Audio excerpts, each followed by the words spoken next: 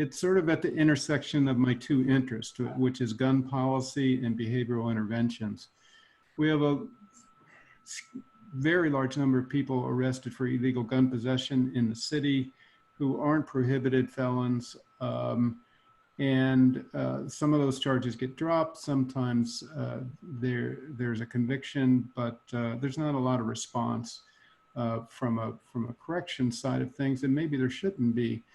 But what we're missing is any kind of behavioral intervention. ROCA is there, but as great as ROCA is, it is not scaled to address the volume of people who are arrested with illegal guns. So just curious if you have any thoughts about potential investment focusing on that particular problem.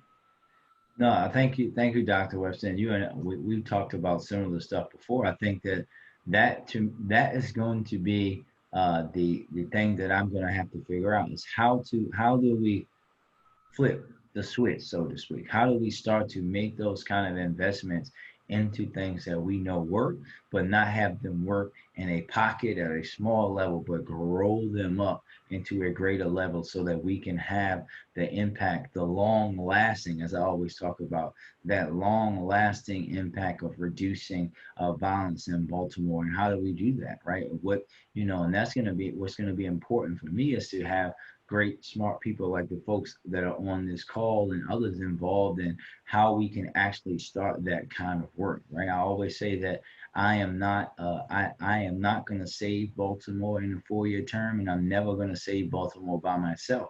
It's going to be a collective thing that we have to do, but now has to be the starting point for us to reimagine how we think about public safety in Baltimore and start to actually put into place those structures and practices and programs and policies that help that to grow out over as we start to move forward. Because like I'm going to say it a lot today, but we just can't continue to operate the same way that we do today. It's not working.